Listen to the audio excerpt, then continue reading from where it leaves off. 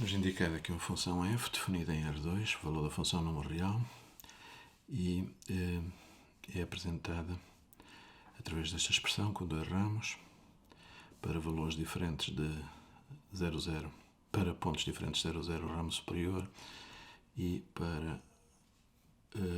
na origem o valor da função é nulo. E a partir desta função f constrói-se a função g desta maneira, não é? Multiplicando x por y e por valor de f. E o objetivo é mostrar que estas segundas derivadas cruzadas são diferentes na origem. Portanto, vamos tentar calcular o membro da esquerda para já. Então, queremos calcular a segunda derivada de g parcialmente a x e a y por esta ordem. Ou seja, por esta ordem, isto é, de acordo com a notação aqui seguida, quando se apresenta esta expressão, está-se a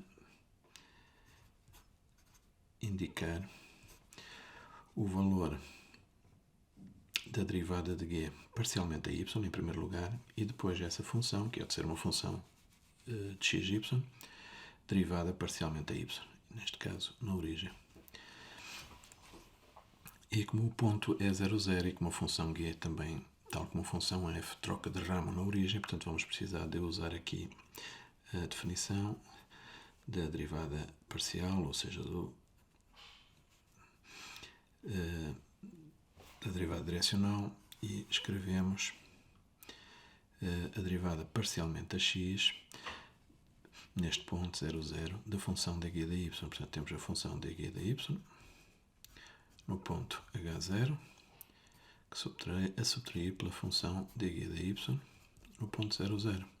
E esta diferença vai ser dividida por h. Portanto, agora iremos calcular este termo aqui em numerador. Portanto, vamos calcular o dg da y no ponto h0. Aqui é um ponto fora da origem, portanto há de haver uma vizinhança em torno deste ponto que não toca a origem, portanto podemos usar as regras de derivação ou podemos fazer pela definição, talvez fique mais fácil até. Portanto ficará o limite quando k tende para 0, vamos arranjar aqui uma variável k, de g no ponto hk, né? Menos o g no ponto h0, né? No ponto h0, a dividir por k. Pronto, agora fazemos as substituições, fica o limite quando k tende para 0 de h vezes k, não é? Portanto, temos x igual a h, y igual a k, vamos lá em cima, temos h vezes k vezes o f de hk, vamos ao ramo de cima, temos h quadrado menos k quadrado sobre h quadrado mais k quadrado. E, portanto, já temos esta parcela, e agora esta aqui, o g no ponto h0, o g no ponto h0, portanto o y é 0, de maneira que o valor do g há de ser simplesmente 0 sobre k, né? E isto simplifica muito, portanto este k podemos cortá-lo já com este k.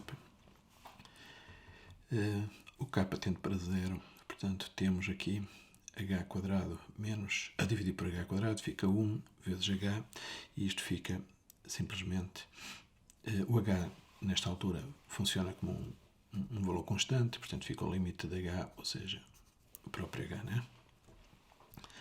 E temos também que calcular a outra parcela dg de y no ponto 0, 0, que será o limite quando o k tende para 0 de, novamente, fração de g 0k menos g 0, 0 sobre k, e fica o limite quando o k tende para 0, o g no ponto 0 é k, portanto o x é 0, logo o valor do g é 0, menos o g no ponto 0, 0, portanto a mesma coisa, 0 sobre k, e isto é o limite da constante nula, e portanto fica 0.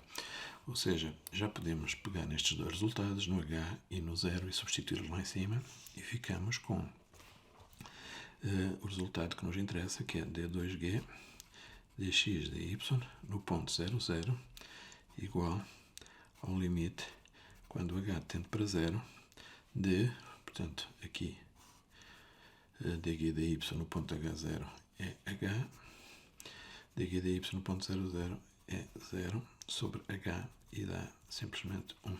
Ok? Pronto, e agora repetimos isto. Eu tenho aqui as contas feitas. Repetimos isto para o segundo membro. Portanto, fica, deixa eu um pouquinho acima, né? Fica d2g dy dx, o ponto 00, portanto agora a ordem é a outra, dg dx no ponto 00. Vamos fazer isto então no instante. Fica ao limite quando k tende para 0, dg dx no ponto 0k menos dg dx no ponto 00 sobre k. E, tal como anteriormente, temos que calcular aquelas parcelas dg dx no ponto 0k igual ao limite quando h tende para 0, gh menos g 0k sobre h, ou seja, fica ao limite quando h tende para 0 de h vezes k, h quadrado menos k quadrado sobre h quadrado mais k quadrado menos 0 sobre h. Este h cancela aqui com este, corta com este e fica então, quando h tende para 0, fica menos k quadrado sobre k quadrado, dá menos 1 vezes k, portanto fica a limite de menos k, ou seja, menos k, né?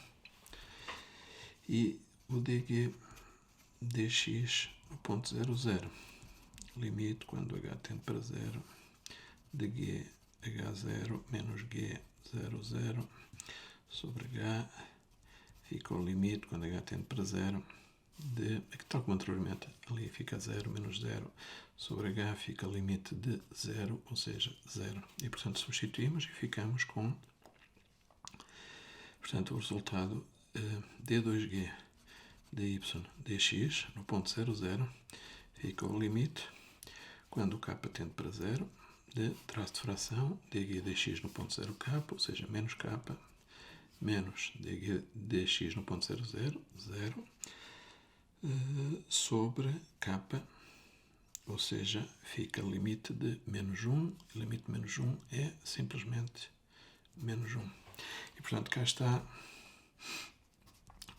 como queríamos demonstrar, estes dois valores